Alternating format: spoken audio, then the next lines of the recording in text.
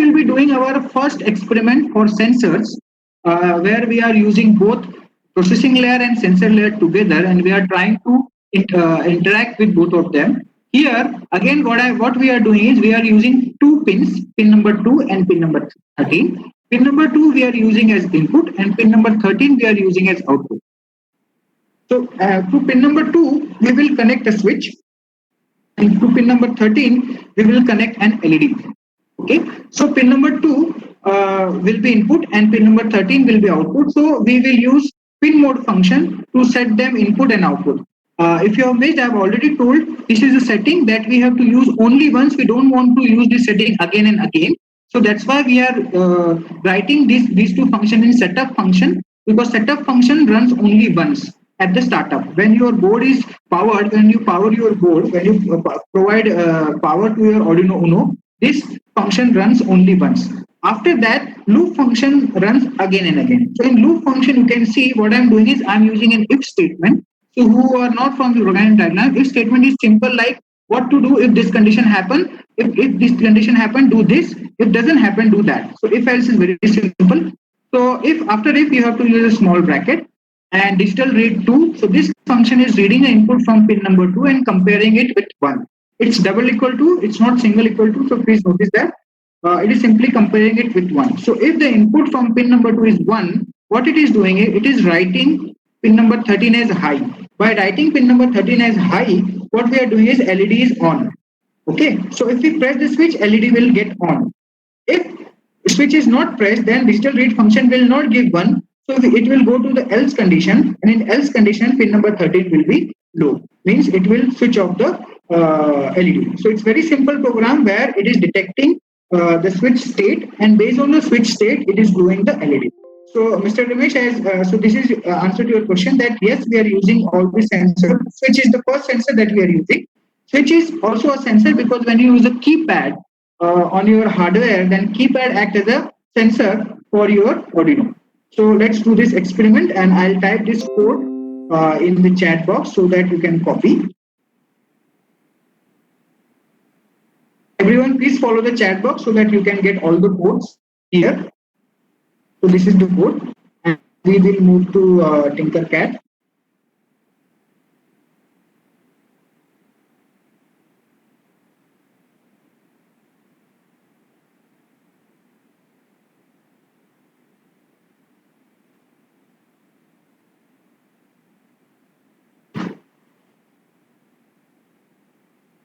So why is double equal to operator is because Mr. Rupesh is asking for double equal to operator. Single equal to assigns a value. So to store a value, we use single equal to, and to compare left side with the right side, we use double equal to.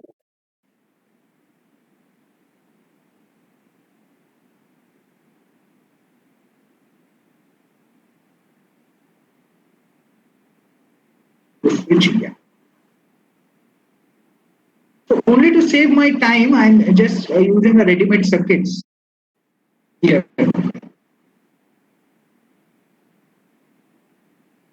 So I think I have.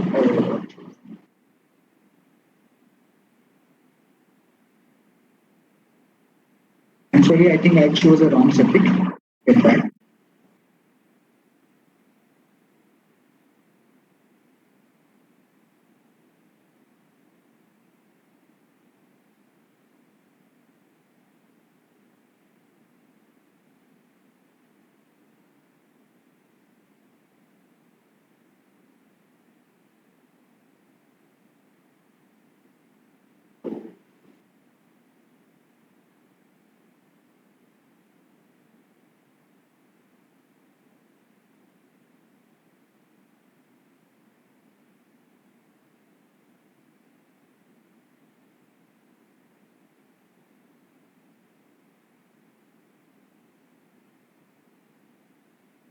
From where you get, Ms. Reshmi, are you talking about actual hardwares, actual Arduino kit you want to purchase?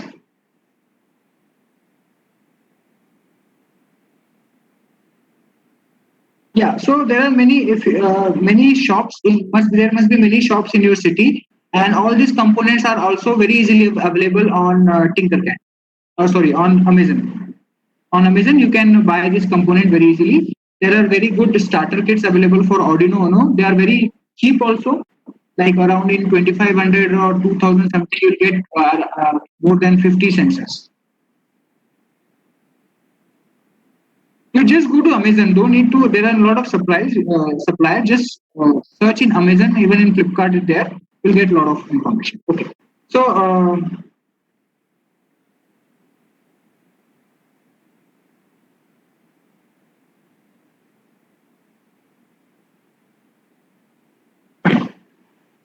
here you can see my circuit, and you have to repeat this circuit. What I've done is I've used a switch. Switch has terminal 1A and 1B, and terminal 2A and 2B. So we have to connect the pin number 2. So I've also connected for you. You have to connect pin number 2 with the 2A terminal of your switch. You have to connect the next terminal, either 1B or 1A, anything can be connected.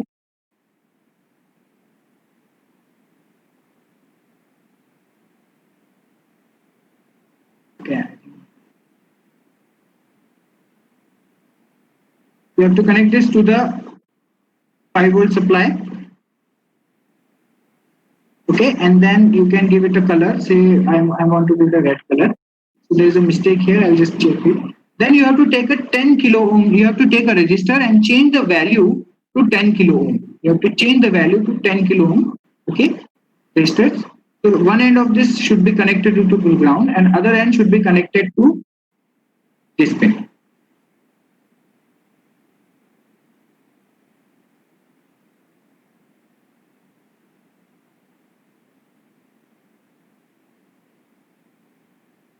Okay.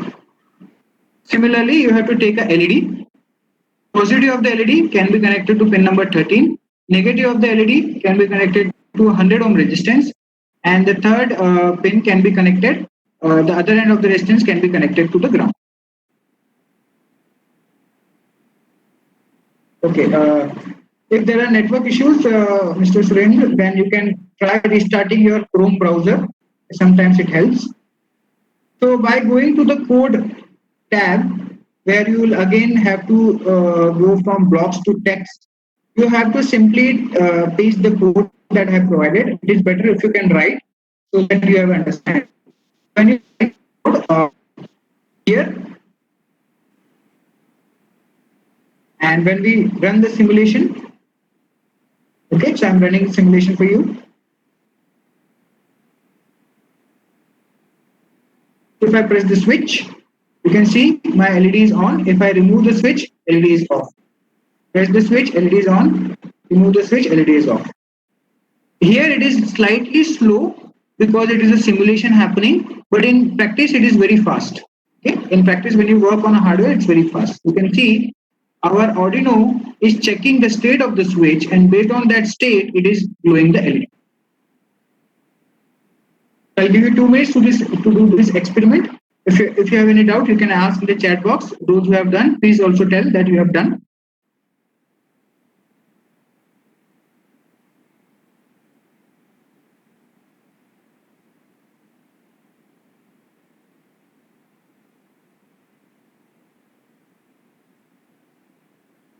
So 3 participants have completed. Others, please do it. 4, 5, 6, 7, 8.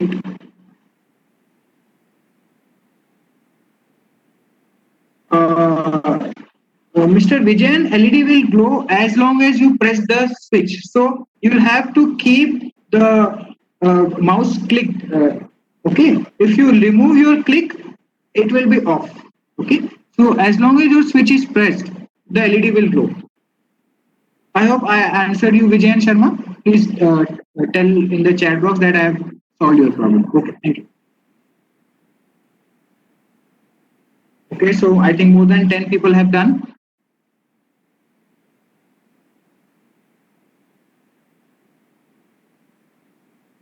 I'll wait for at least 30 students to complete. move forward.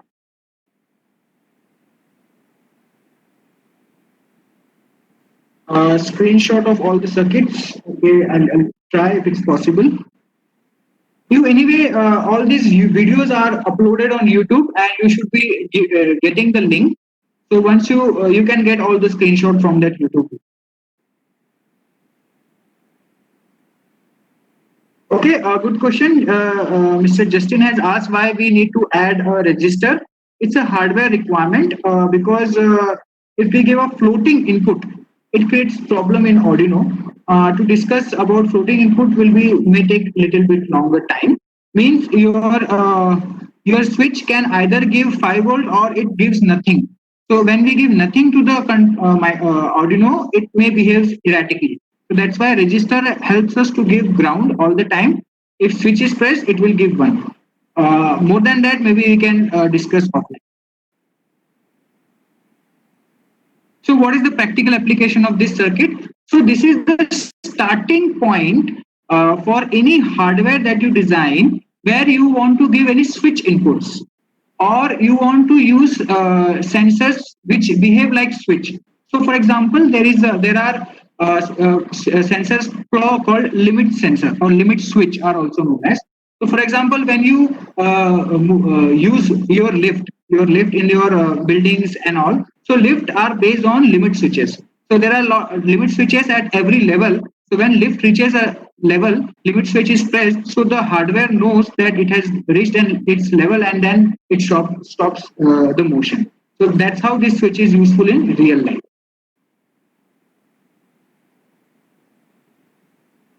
Resistance values, I already told Mr. Ashok. LED resistance value is 100 ohm, and switch resistance value is 10 kilo ohm. Okay, resistor value is 100 ohm, and this value is 10 kilo ohm. Please, Himanshu, please check your code and connections. Maybe there is some mistake, or maybe you have connected LED wrong. I hope that you have make sure that anode is connected to pin number 13 and cathode is connected to pin number to the resistance.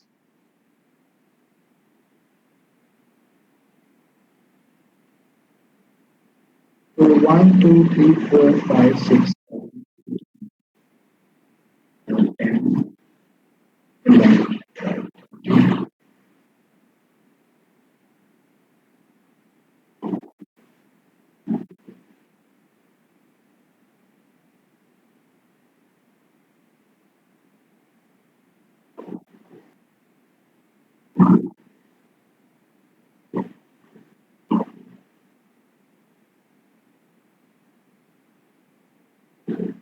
So I think more than 30 participants have done, and many of you have mentioned some more. So proximity sensor is not a switch kind of sensor. Doorbell, yes, doorbell can be used for such kind of applications. Arduino robotics should be taught in every school. Yes, I think it should be taught. Yeah, yes, I think that's what the focus of Atal Tinkering Labs, which is ATL. But the problem that most of the school are facing, there are not enough competent teachers who can teach them all those things. So although they have a lot of kits, but they are not don't know how to use it. Maybe people like you or teachers like you can help them to run their kits. Okay, so I think most of you people have done this. So let's move on. So our next experiment is PIR motion sensor, which is very similar to what we are doing. Okay, it's very similar to this. So in the code, what we are doing is we are simply making some changes. We are not using pin number 2, but we are using pin number A0, and we are connecting a buzzer to pin number A1. Okay, so like here we have defined variables PIR and buzzer, where PIR is equal to A0 and buzzer is equal to A1. So PIR should be an input, so pin mode PIR input, and buzzer should be an output, pin mode buzzer should be an output. So Himanshu is asking if we use DC motor in place of LED. Yes, it will work very fine. You can change it and see it yourself. For DC motor, you may not require a resistor. Okay. Although if you use resistor, still it works, but you can do without resistor also. So PIR is equal to A0. PIR is using as input, and buzzer we are using it as output. In loop, sorry. Yeah. In loop, we are checking the digital read function, and we are checking if PIR is 1. We are putting buzzer as high, so buzzer will will blow. If there is no motion, the buzzer will be low. So the buzzer that is before you already asked the such question, the buzzer in Tinkercad is not exactly a buzzer; it's a piezoelectric. So to piezoelectric device, if you want to generate sound, we have to provide some frequencies, okay, some AC signal. But to keep things simple, I'm using it directly, and fortunately, when we use it directly, it works, but it gives a odd sound. So we will call this as a buzzer for our experiment purpose. Okay. So I'm typing this code in the chat box. We have to do this experiment next.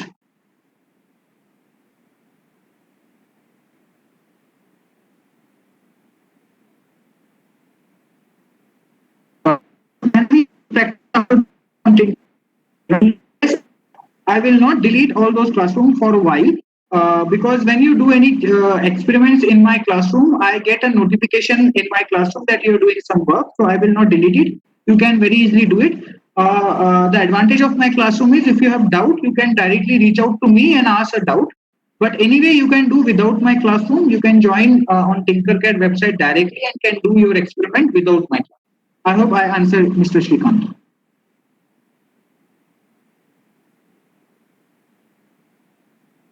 So this is the code. Okay. So let's move to our simulation. Simulation. Yes.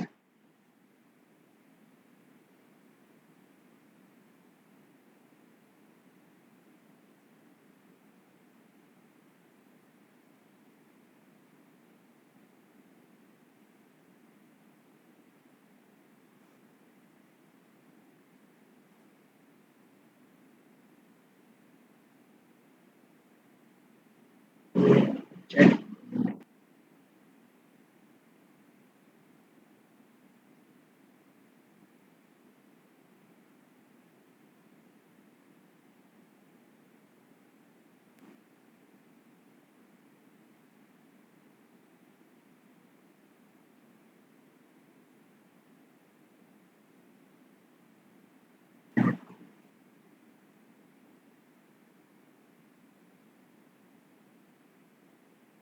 If anybody is facing any problem with their simulation, they can type in the chat box.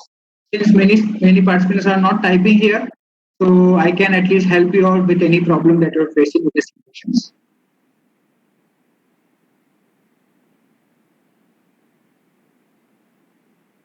Okay, so let's see the circuit here.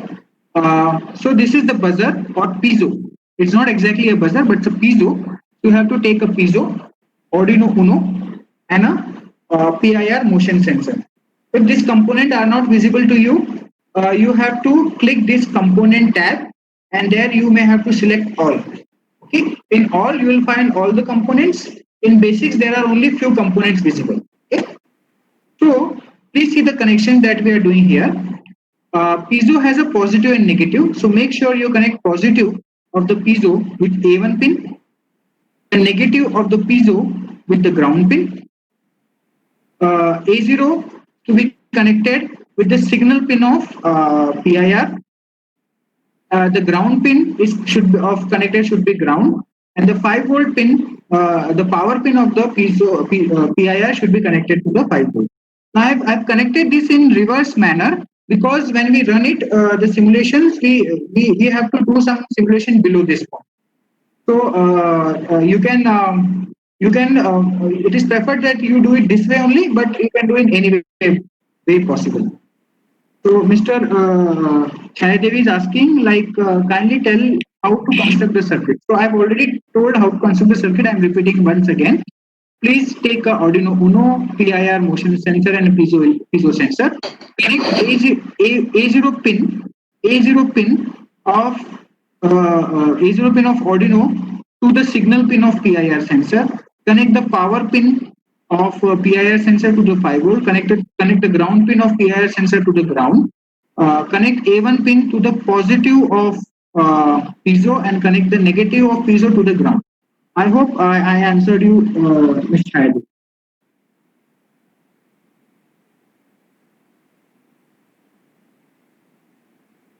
Oh, okay. I have repeated many times. I'll repeat once more. A0 pin to the signal pin of PIR, power pin to the 5 volt, ground pin to the ground pin, A1 to the positive of the piezo, and negative to the ground pin of the audio.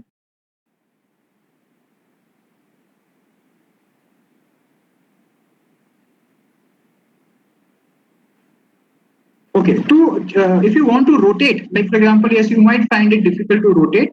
I'll tell you an example. So I'm taking a capacitor here. If I want to rotate, you first click it. After clicking it, use this rotate tab. By rotate tab, you can rotate it like this. I hope it's clear to all of you. You just have to click the component, and by using rotate tab, you can rotate it.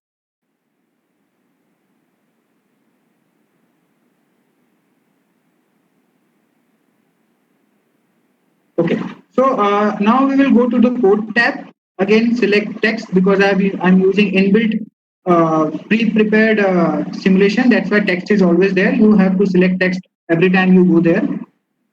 Then you have to type the code which I provided. Again, I am explaining you. PIR, we are using PIR variable as A0, buzzer variable as A1. We have defined both the variable as integer type. Then void setup. Since we want to decide input and output, so we will write in setup function. PIR, we are using it as input. Buzzer, we are using it as output. In loop, we are checking if digital PIR, we are reading the PIR with digital read. If it's 1, we are blowing we are starting off the buzzer with high. And if PIR is not detecting, we are keeping the buzzer low. Once again, we are setting PIR equal to A0, buzzer to A1. We are setting PIR as input, buzzer as output. We are reading the detailed input from PIR. If it's 1, we are setting off the buzzer with high. Otherwise, we are keeping this buzzer as. So code is already with you, so you can simply type. Now I'm running the simulation for you. I'll keep it little small. I'm running the simulation. So once you run the simulation, you can see there is nothing happening. So you have to click the PIR sensor. Once you click the PIR sensor, this is a dummy object. The sooner you move this object, you're seeing a very sound, piezo sound. This piezo sound will last for a while because motion sensor keeps on detecting even after the motion is stopped. Okay, so once you change it every time, you'll see that the sound is coming. I hope everyone is also able to listen the sound that is being created here.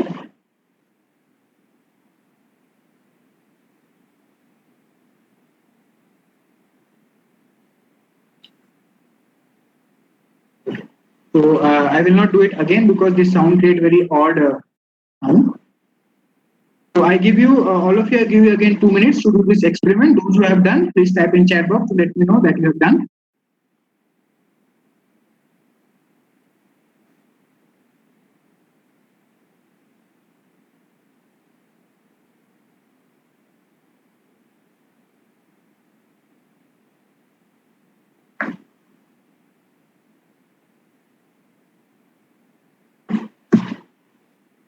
Since today everyone have already logged in properly, so we are running our session very smoothly, and we are also on time. So I hopefully will be able to finish all the content that I have for today.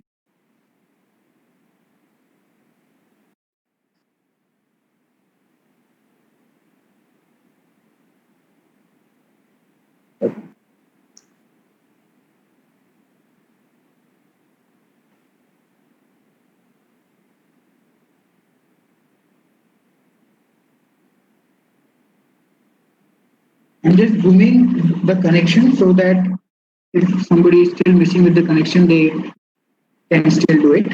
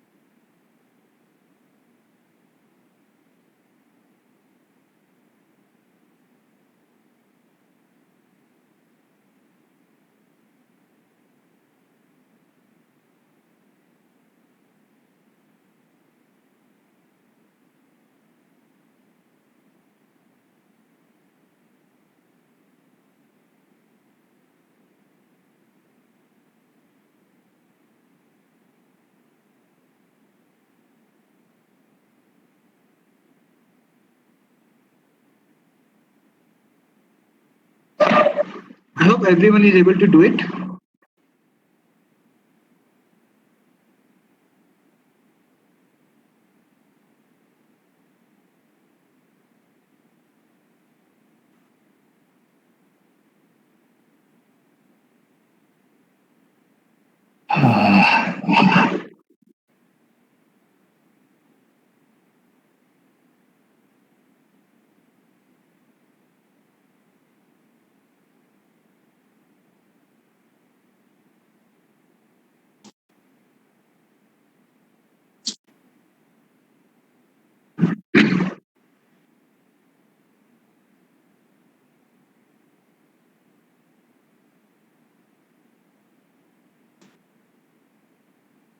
No one could do it till now.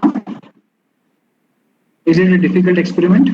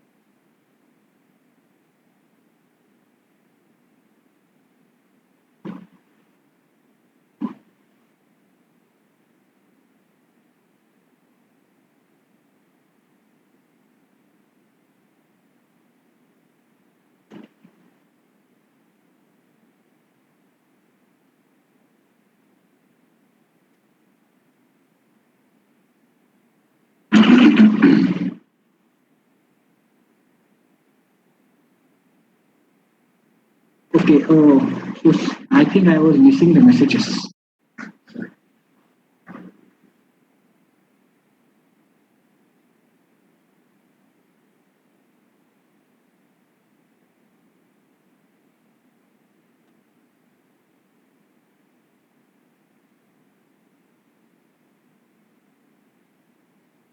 Uh, I'm not sure about why target X and target Y is not showing. As long as it's working, I think it's fine.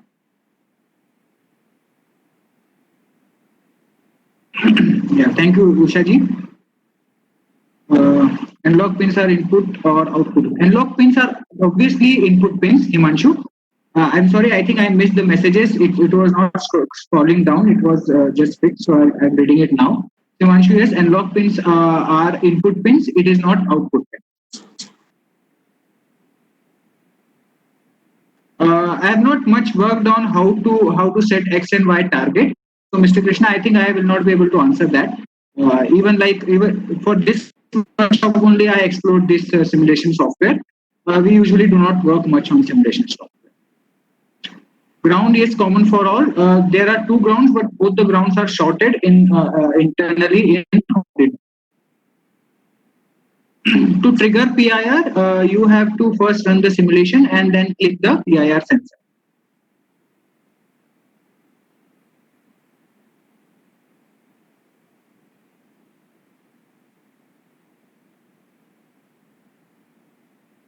Yes, Himanshu, we can use A0 pin both as input and output.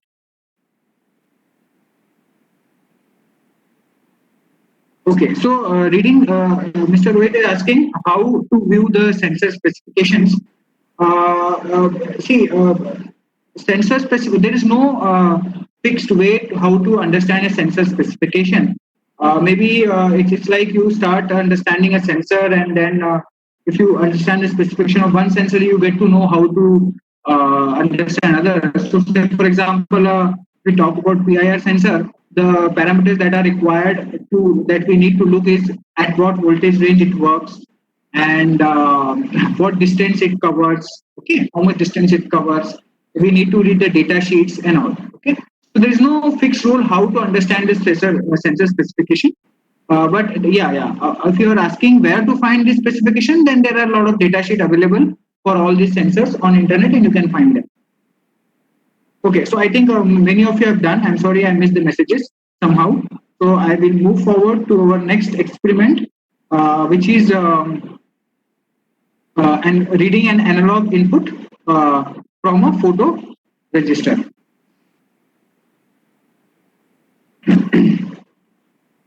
Mr. Rupesh, I cannot check your circuit during my session because if I go to your circuit, others will not be able to see my content. So I will be able to do it after the session. From a analog and digital sensor, we say there is only two voltages possible. Read input in.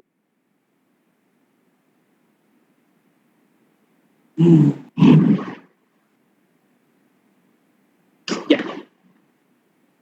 So now I will not keep it full screen because it is the only slide that we have to do. To read an analog sensor, we need an analog input option. So in Arduino Uno, A0 to A5 pin, these are the only pins which can be used as analog input pins. So far what we have studied, we are able to give digital output. We are able to read digital input. We are able to give analog output in the form of PWM. And last what we are studying is we are how to read an analog input as far as interfacing sensors and actuators with processing layer. So all these features are also available in Raspberry Pi. So if you want to take an input in a Raspberry Pi, analog input in a Raspberry Pi, you will have to use analog pins. Again in Raspberry Pi, there will be analog pins provided. All pins cannot be used as analog input. The only difference is you will have to use the Python language. That's it. So what is an analog read? Here we have to understand a little bit because it is a bit tricky here. So since it's a digital device, every output of some functions are digital. So for example, if we give a voltage 2.5 volt, it will not give a voltage of 2.5 volt. Rather, it will give say some 512 value.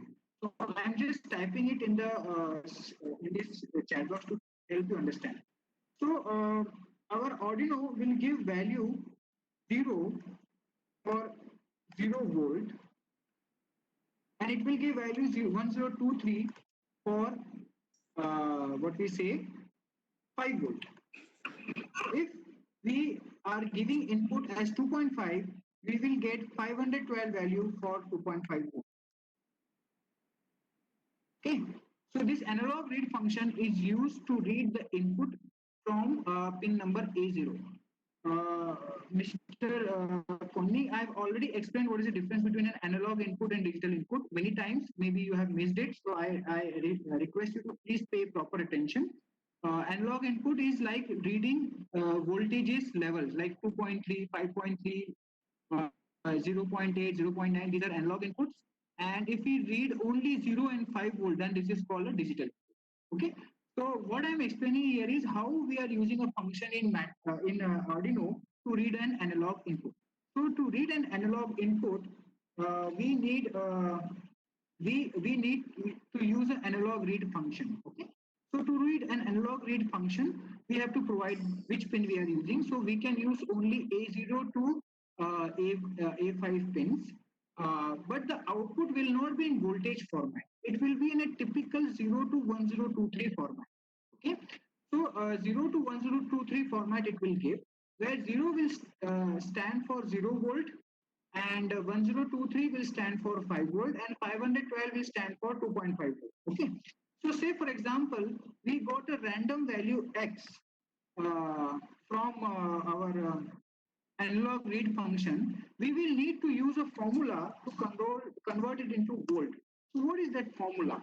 That formula is x has to be multiplied by 5.0 value and it has to be divided by 1023 value. Where this 1023 has come? Again, this has come from digital system where 2 to the power 8, where 2 to the power 8, 2 to the power 10 is equal to 1024. So if we start counting from 0 to the highest value we will get is 1023. Okay, so that's why our analog read function will can give us only value between 0 to 1023. So we have to convert these 1023 values to actual volt value. So we simply use a formula where we divide the value that we have got by 1023 and then we multiply it with 5 volt, because the maximum voltage ADC can read in our Arduino is 5 volt. So to read an analog input, there is a feature, a hardware which is used inside the microcontroller or Arduino, that is called analog to digital converters. So basically, these are electronic circuits which convert analog value into digital value. Since digital hardwares can only understand digital, you can also see this is 102301 are basically digital values only. So that's why we need to convert this digital value again to analog value so that we as humans can understand. Okay. So I will again repeat it. To read the analog value, what we need to do is we need to use analog read function. We have to provide the pins. Whatever value we are getting, we get in X. This value we get from 0 to 1023, where 0 stand for 0 volt and 1023 stand for 5 volt. All the in between values has to be calculated using this formula, where V is equal to X into 5.0 divided by 1023. If you understand, it is simple ratio formula. In maths, you must have studied ratio at various level. So this is simply converting ratio where highest value of 1023 will convert it to 5.0, 0 will convert to 0, 512 will automatically convert to 2.5 volt, and so on. I hope this is clear. So let's move on to the experiment.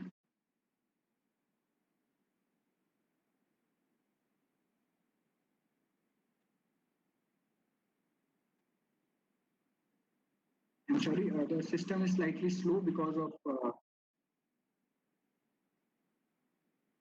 Okay. Fine. So this is. So let's directly go to the experiment that we'll be doing. So in our experiment,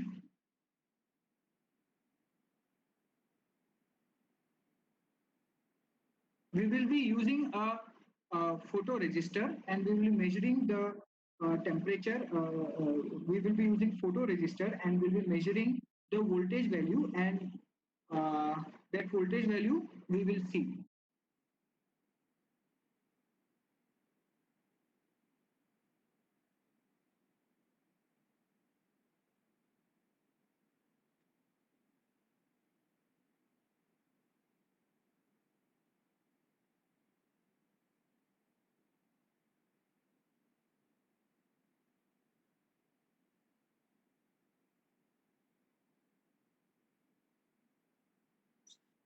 I'm not speaking right now. If voice is not clear, please check your internet connection, Mr. Suresh. Voice is clear, Suresh. Voice is Okay. Okay. Thank you, ma'am.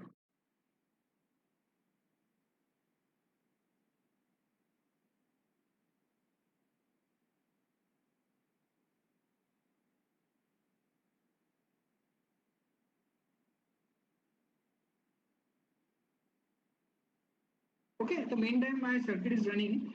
Since now this value, this volt value, how we humans can see, because this value is not with us, it is with Arduino. Although analog read is giving in variable X, it is giving in variable Y, and voltage we are getting in variable volt. But how we can see these values? Okay, because the way to interact with this hardware is only what we have seen is like LEDs and motors and all those things. So to talk to the hardware in the form of English text, how to communicate with hardware in the form of English text, we need to again learn another feature of Arduino, that is called UART communication. So what is basically UART communication? Many people ask, like if you want to have a more pins, like in Arduino there are 14 digital pins. If you want to more pins, So I told at that time that there are two options. We can use two Arduino Unos or we can use Arduino Mega. So if you use two Arduino Uno, how they will work? One Arduino Uno will talk to other Arduino Uno and it will instruct the other Arduino Uno to do some task. So how both of them can talk to each other, right? How two hardwares can talk to each other. So this is how two hardwares can talk to each other, and the most common communication protocol is UART. There are many other protocols like I2C, SPI, and so on, but UART is quite common and popular. So again, this protocol will also be present in Raspberry Pi. The only difference is, as I said, is their programming language. So you can use this protocol in all other languages. And using this protocol, also in most cases, we communicate with the higher layers like connectivity layer. There are sensors through which we can talk to this connectivity. Okay, so what is a UART communication or serial communication? The full form of UART is basically Universal Asynchronous Receiver and Transmitter, and a communication protocol. So, what is the communication? Is communication protocol is basically when two hardwares can talk to each other. It is called serial because data is transmitted serially. It has two pins, transmitter and receiver. So through transmitter, we are like transmitter is like our mouth and receiver is like our ears, right? So Arduino Uno pin has pin number 0 which support UART receiver and pin number 1 supports UART transmitter. Okay. So when we connect two devices, we have to connect the transmitter of one device to receiver of other device, and similarly receiver of one device to the transmitter of other device, and ground has to be shorted. This is an electrical requirement. So it is not necessary that only two Arduino Uno can talk to each other. Even our computer can talk to Arduino Uno. So what we are doing is we are reading the voltage of say potentiometer that we'll be doing in experiments, and when we read that voltage, we our Arduino is talking to our computer and sending that voltage value in the form of text. Okay, and that text we will see on the screen. So using this UART, our Arduino Uno is talking to our computer and telling us what is the voltage. Let's see how this UART works, what functions we need to run it. So it's pretty simple. It's a very, although this protocol is very robust and very complicated, internal things are involved, but implementation is very, very simple. So it has only these functions. In broadly, you only have to use this function. There are many other functions, but for this workshop, obviously we cannot cover all the functions. So first we need to initialize the feature. We need to enable this feature in the Arduino Uno. That we can do by using serial.begin 9600. So someone was asking, can we change the baud rate? So yes, by changing this value, we can change the baud rate in Arduino Uno. So serial.begin is a function. 9600 is the baud rate. Here baud rate means speed with which we are talking, right? How the two devices are talking with what speed. It's if one device is talking faster and other device is talking slower, both cannot communicate. So both should talk at the same speed. Okay? So this is just initialization. After that, if we want to send data, if our Arduino want to send data to the computer, it can send through print function, where in print this small bracket we have to print the text, write the text which we want to send to the computer. Like when we send any data to a computer, like when you are chatting in the chat box, you are pressing enter. So by pressing enter, every text is coming in the next new line. So when we send data in the form of text, we always require that we should send a new line. So if you want to insert a new line after your text, you can use serial.println function, where whatever text you have typed, that will be sent to your computer. Along with that, a new line will be entered, so that every time the new text come in the new line. So we mostly prefer to use this println function, but it also depends. In some cases, you do not want to send the new line, so you can use serial.print function as well. So just briefly, again, I repeat, serial.begin function will initialize your UART. 9600 is the baud rate. Baud rate here means the speed with which the communication is happening. Serial.print function is used to send data to the computer. Serial.println function is same as serial.print. Only thing is, at the end of the text, a new line is sent to the computer as well.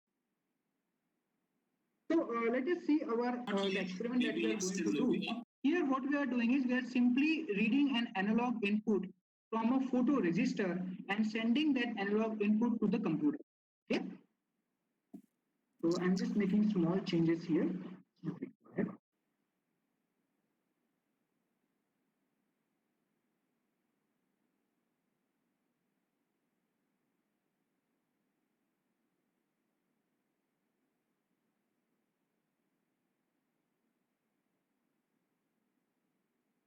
Let me just cross check this code. I think I made some editing, so it may create problem at your end. So let me just check it.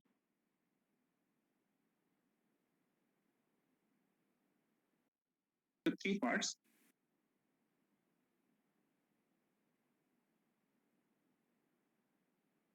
Yeah, fine. So in this function, we can see that we have created two variables. X is the variable which store the value which we directly get in from analog read form. Okay, and and by millivolt is the variable where we are getting the value in millivolt. So I'll change it to volt itself because it's no more a millivolt.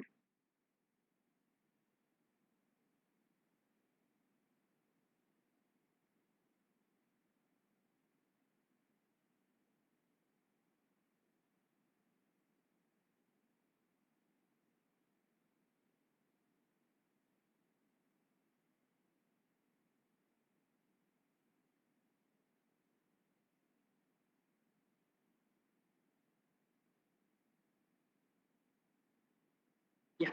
So we decided A0 as input pin. We begin our serial communication 9600. X is the analog rate. We are reading input at A0 pin. So the value that we are getting, we are converting it into voltage decimal value by using this formula. So we are printing only original ADC value, and then we are printing the voltage value. Here we are using print function because we don't want a new line. We want a new line only after volt value is printed. Okay, so ADC value is printed. So when we want to print the text, a double quotes has to be added. And if you want to print a variable, no double quotes are required. So X is a variable, volt is a variable, so double quotes is not required. When we want to print a text, these values are required. Okay, so I'm again typing this code in your chat box. You can do it after this.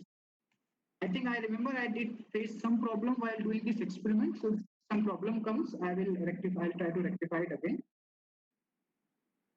Okay. So this is the connection that you have to do. I hope everybody is able to see my Tinkercad screen. Here there is a potentiometer which has three pins: terminal 2, terminal 1, and the Viper terminal. So terminal 2 has to be connected to the 5 volt. The Viper has to be connected to A0 pin, and terminal 1 has to be connected to the ground pin. Okay, so such connections you have to do, and you have to run this code. So I will also run to see if actually there is problem or not.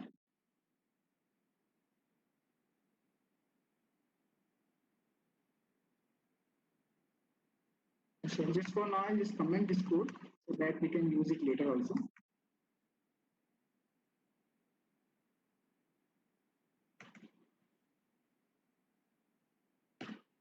Okay, so just let us run the simulations. So after when you run the simulation, it will continuously give the value, but you are not able to see the value. So where you can see that those values. So we have to open the serial monitor window here. Here you can see that the values are coming. Okay. So yeah, now this is running correctly. So if you change this value, you can see now ADC value is 573, and by using formula, it is converted to 2.80. Then we are again using this. So again 102 and 0.5 and so on. So in this way, what we saw is we are getting different voltages. Now, based on these voltages, we can do some tasks. Like for example, we can say that if voltage is greater than 2.5, we can glow an LED. Okay. So in this way, we can do things. So I hope you are able to understand this. Please try it. In the meantime, I will also add the LED so that we can also have LED experiment. So what LED experiment here will be? If the voltage is greater than 2.5 volt, LED should glow. If voltage is less than 2.5 volt, LED should not. I will add that in this part. For now, you can do this experiment itself, this code itself, which I have typed in the chat box. So everyone, please try it.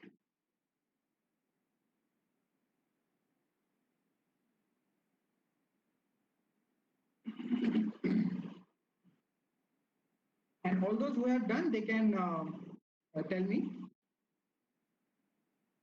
Okay, so Mukesh Sharma is asking how to save these values in Excel format. Directly, there is no method to save a value in Excel format. There are two ways to do it. Either you should have a software on your computer which can read the value from Arduino and can store in Excel sheet. So for that, maybe you will have to take the help from people from CSIT, or you have to find some code from internet. Other thing you can do is you can write a code in Arduino which can save a file Not in yet. SD Maybe card. it's So still you'll have to loading learn up. how to store value in SD card in Excel format. So okay, so Mr. Vijayan Sharma is asking how to get the serial window. You have to click the code tab. Then there is a serial tab here. Okay, if you click it, you'll see the serial text is coming. After simulation, the text will keep on coming. Vijayanji, I hope I answered you.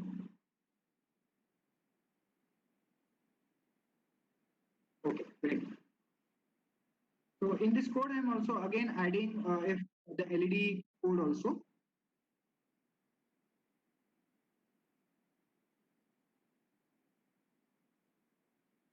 So it's simulation. I'm stopping the simulation because I cannot edit the code without doing the simulation.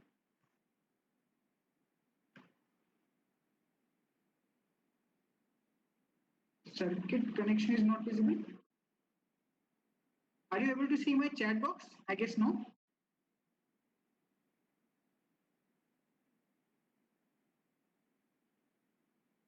Participant, can you see my chat box? No, right? So you can see my chat box also.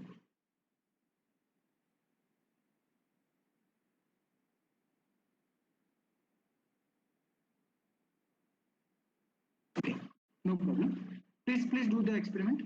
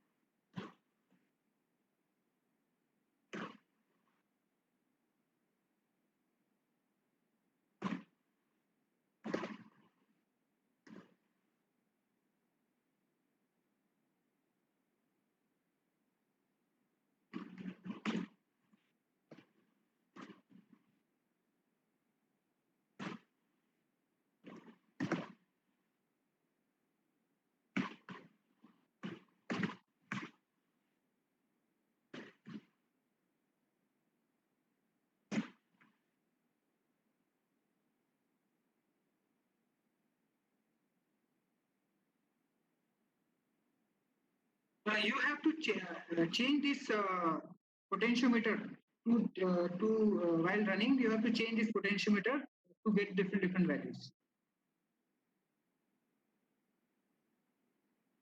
So I have added a LED feature also. So now I will run with this LED feature.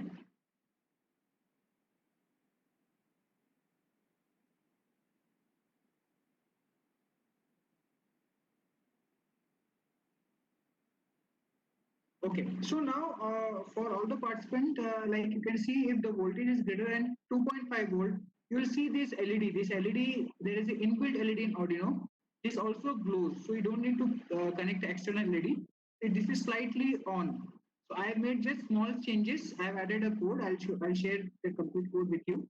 I just made a small changes in the code, and if the voltage is greater than 2.5, the LED will glow. Okay, and if it's less than 2.5, LED will be off.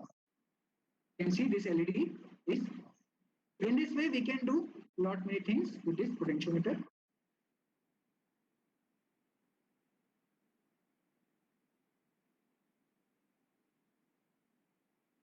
So I think around 10 people have completed.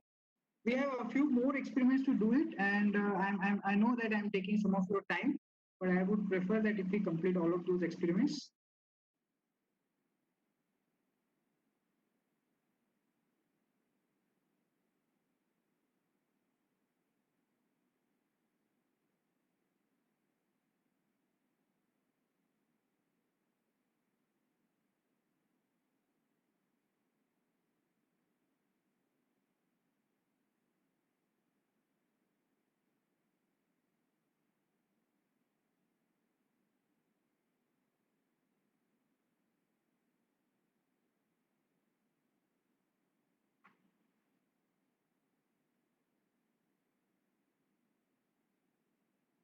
So 1, 2, 3, 4, 5, 6, 8, 9,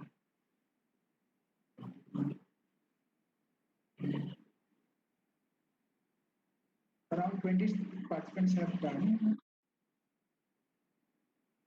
Let's see, waiting for more.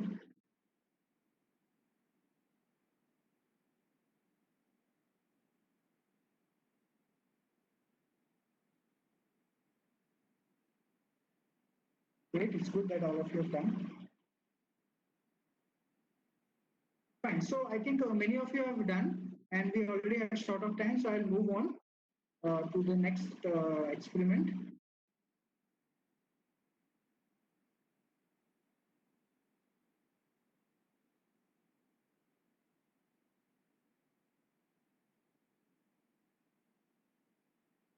Okay, so now we will do the next experiment, which is I think the last experiment for today.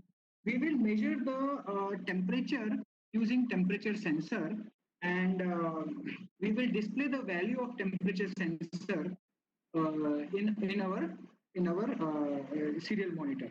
So the temperature sensor that is provided in Tinkercad is LM36 ATM36.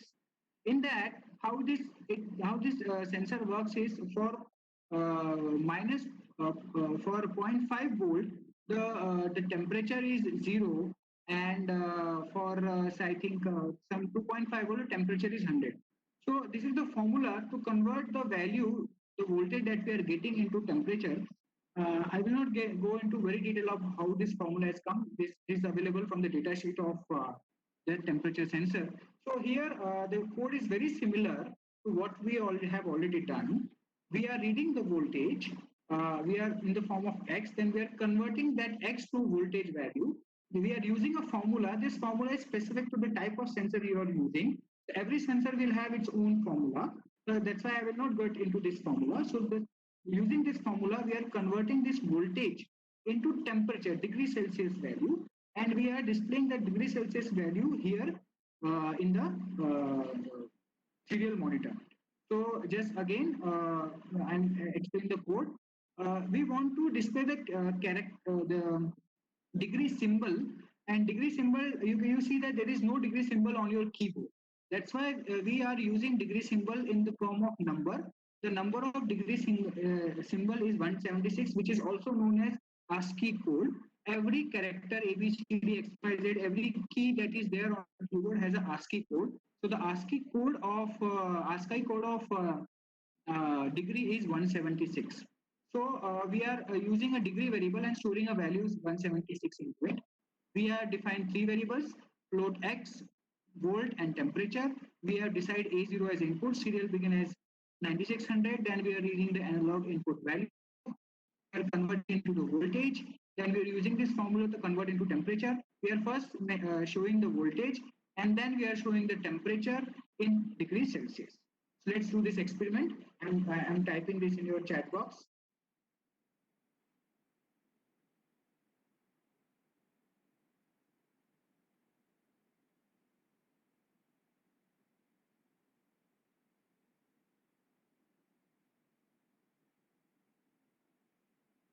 So this is your complete code. Let's go to our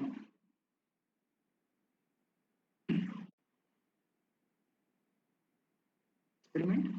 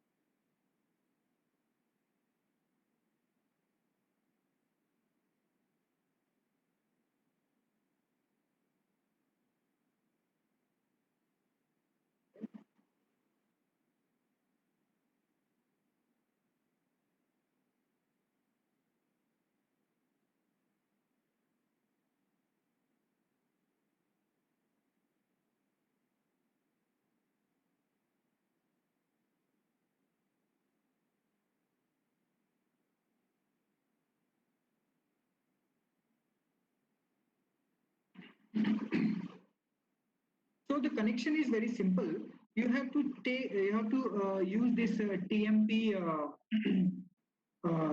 sensor, which is basically temperature sensor. It has 3 pin: power pin, V out pin, and ground pin. So power pin has to be connected to 5 volt. Power pin has to be connected to 5 volt.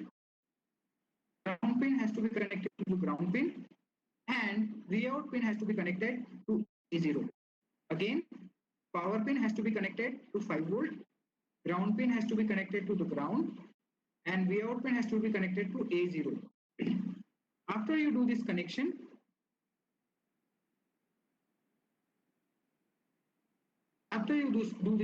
you simply have to type the code which I have provided you in this box.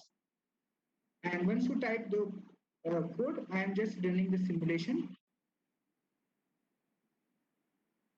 So we can see the values only in serial monitors. We just click it. You can see presently it is measuring 75.75 volt, and which is at around 24 degrees Celsius.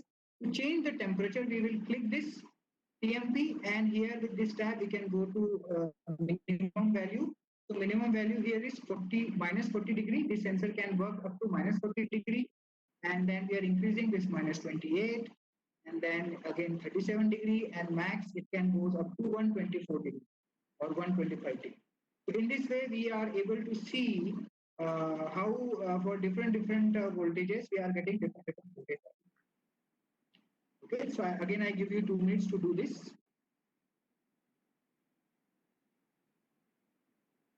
Okay, so Mukesh Sharma is saying, can we display it in LCD? Yes, we can display it in LCD.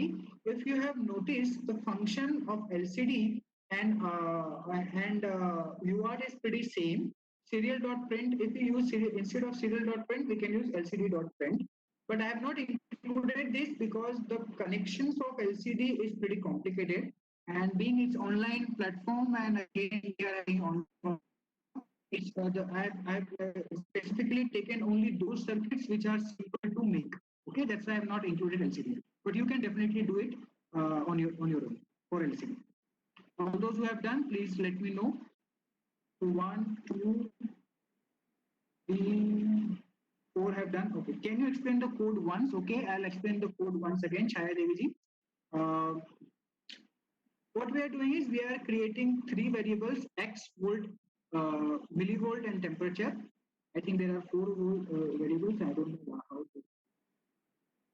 Only 2 are required, so I just remove this to stop the simulation. Okay, so here. So what we are doing here is we are defining 3 variables: x, volt, and temperature. We are defining A0 as input. We are enabling the serial communication. Then using analog read, we are reading the value in the form of x. We are converting that x value to voltage decimal value using this formula. Then we are using this temperature formula to convert that voltage into degrees Celsius. First, we are printing the voltage. So using serial print, we first printing the text volt and then the value of variable volt. And serial dot print, we are printing the text serial and the value of temperature, and degree is a variable which value has 776. So in what we say in ASCII code, the 176 is the ASCII code of degree. Since there is no symbol in keyboard for degree, we have to provide the number for. So here we are providing a number, and this code is delaying. So this code is repeating after every 1 second. It is after every 1 second. It is reading the value and showing the temperature here in your serial monitor. I hope I answered you, Ms. Chaya Devi.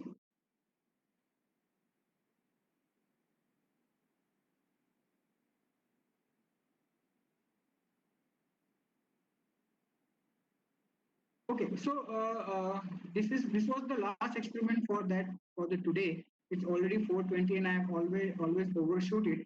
But I'll just briefly want to cover one more part, which is useful to all of you. Is like, so what we have done in my all the lectures is I try to give you a real hands-on experience. Like when we talk about any project, what happens is we think that just connecting to hardware or doing some coding or copy pasting will work. So you can see what we have done in our classes in experiments are very simple. They are very simple, and I think, but still we have to put in a lot of efforts. Okay, so if you have to make a very full-fledged IoT implementation, it will take a very long time. Okay? So just go step by step, do things step by step. Don't follow project approach. Follow module approach. First, capture a module. Work a lot on say Arduino or Raspberry Pi. Then try to get into all other. So here, I'll just 5 minutes cover all the slides that I've prepared for connectivity layer.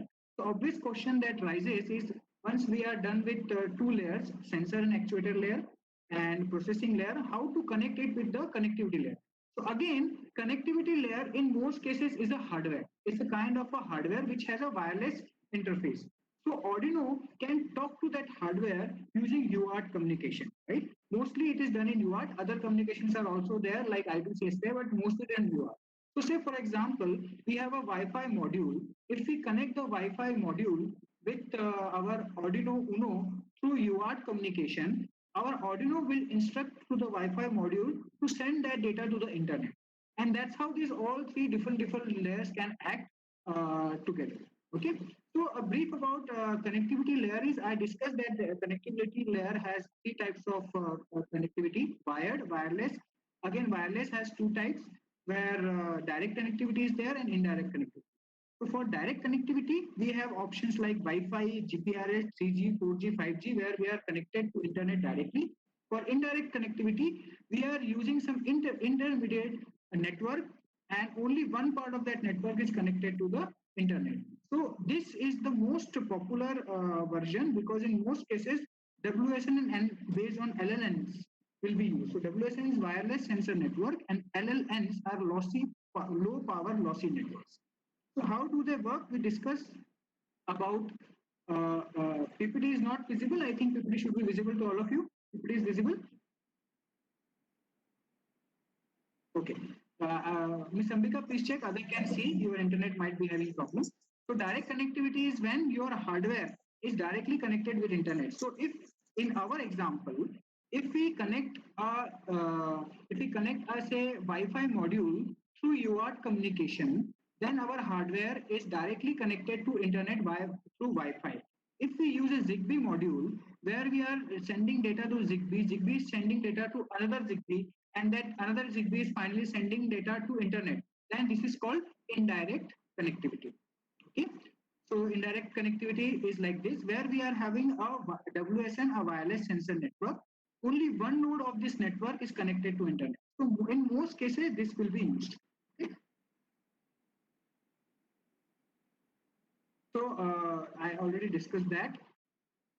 So just a few slides. Why wireless? Because wireless is very much cheaper than wired. If the location is variable, we have to put in a lot of wires. So wireless will be cheaper.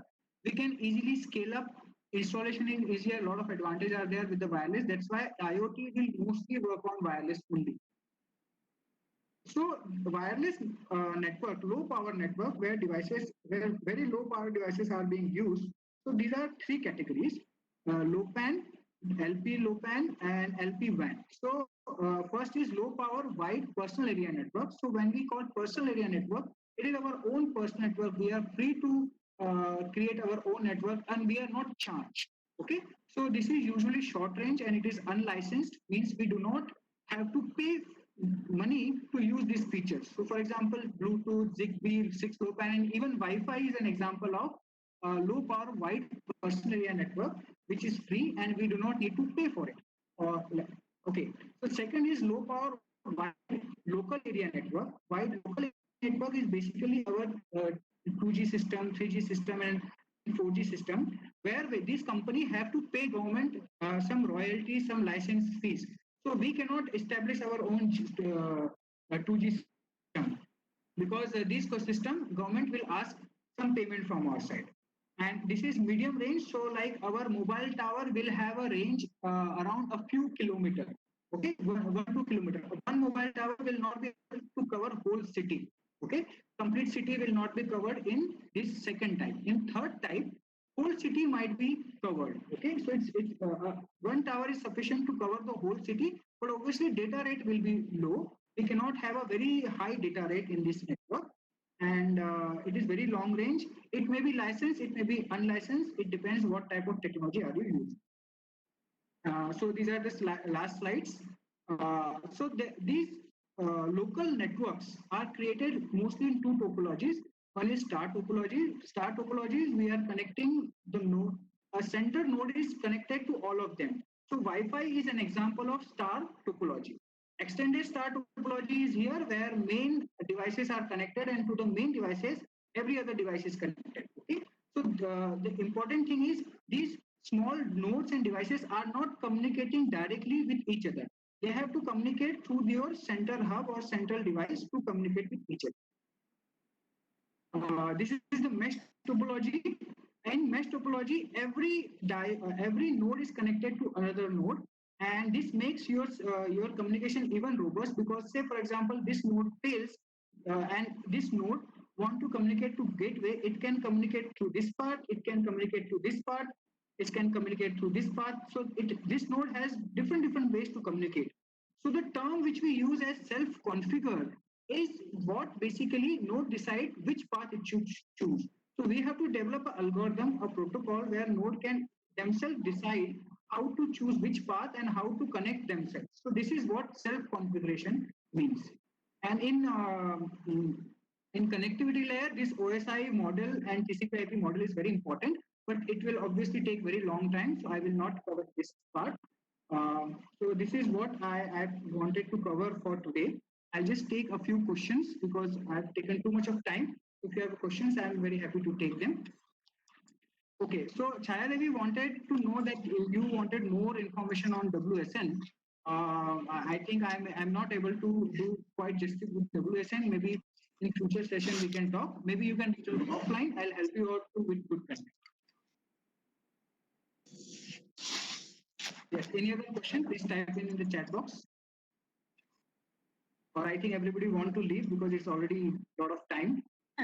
But then they have enjoyed a lot, Sudesh. I can see that people have been so involved and they are giving such good feedback about you. So participants, do we have any questions from you? Any more questions? You've already explained them so well and covered all the points. They hardly have any questions left. Yes, ma'am. So I'm just sharing my email IDs. Participant has asked for the email IDs. I'm sharing my email ID. You can email me. There are a lot of good links on Arduino. Arduino website itself has many good material. Arduino.cc. Okay, so please visit this website. There are so many good projects. Complete coding is provided. Very good documentation is available, and many people are doing very good projects. So that's why I've chosen Arduino, because there are a lot of good material available so they can learn. Madam. Okay, I think somebody wants to ask a question. Please go ahead. అటల్లో ఒకటి IoT register అయ్యింది అది end up అవుతుంది I think someone is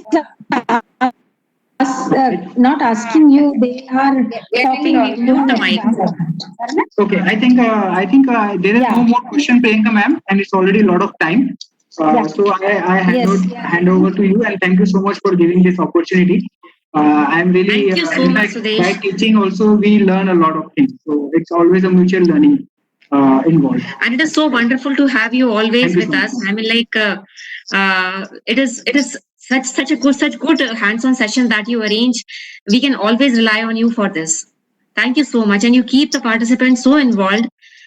It's been a wonderful lecture, and it's been wonderful hands-on session. I'm sure participants